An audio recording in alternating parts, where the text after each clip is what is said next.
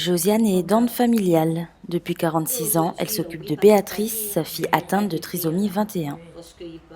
Alors Béatrice, elle est née comme ça puisqu'elle est trisomique 21.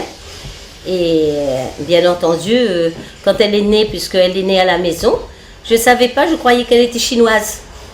Oui, parce que dans le temps longtemps, les gens ne sortaient pas leur enfant comme ça. Et moi-même, j'étais loin dans la campagne. Bon, personne, j'avais jamais vu. Et comme dans ma famille, il y a des Chinois, je croyais qu'elle était chinoise. C'est tout. Et puis, bon, ben, moi, j'ai vécu comme ça, là, avec elle. Mais j'ai appris au bout de 8 jours seulement par mon médecin traitant. Cette maman a fait le choix de s'occuper chaque jour de sa fille, sans jamais penser à la placer en internat dans une structure spécialisée. Avant, il y avait très peu de structures pour garder ses enfants. Et moi, j'ai dit, mon enfant, je pourrais l'élever mieux qu'un autre. Et pourtant, même quand je travaillais, ben, elle partait à l'école ou bien elle était dans un centre. Et ben, je la prenais après le centre ou bien le bus la déposait. Et ben voilà, donc c'est pour ça qu'elle est toujours à la maison. Elle est toujours chez moi, elle est avec moi, pas chez moi, mais avec moi. Chaque matin, Béatrice attend le bus qui la conduit au FAO. Ce foyer de vie propose aux adultes handicapés des occupations quotidiennes telles que des activités ludiques et éducatives. Béatrice ne raterait une journée au centre pour rien au monde.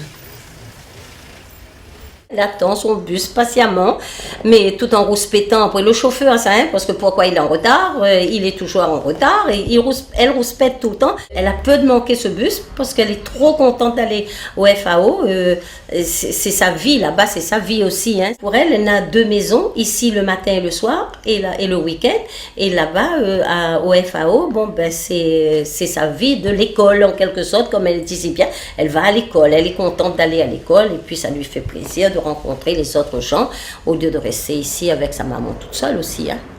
Être aidant familial est souvent éprouvant. Prendre du temps pour soi devient difficile. Pourtant, les moments de répit sont essentiels tant pour l'aidant que pour l'aider. Le conseil départemental a donc mis en place le répit-repos et le café des aidants. Des temps de rencontre qui permettent l'échange avec d'autres aidants mais également avec des professionnels. Josiane est une adepte de ces dispositifs qui lui permettent de passer des moments agréables dans une atmosphère bienveillante. Ah, ça c'est une chose merveilleuse. C'est une chose que je crois que si je ne connaissais pas, ben, il fallait apprendre à connaître. Parce que ça, c'est un lieu de rencontre. On rencontre les autres. Ils nous aident, c'est les dames qui sont là, les personnes là, elles nous aident beaucoup. Hein. Elles nous disent tout ce qu'il faut faire. Oui, c'est comme ça parce que c'est comme l'autre. Mais elles nous aident beaucoup. Hein. Moi, j'ai beaucoup appris avec eux de reprendre tout ça sur moi-même. Cette maman courage donne à sa fille tout l'amour dont elle a besoin. Pour Josiane, son enfant compte plus que tout au monde. Je remercie le ciel de m'avoir donné cet enfant aujourd'hui, parce que aujourd'hui, je vis pour elle et c'est toute ma vie.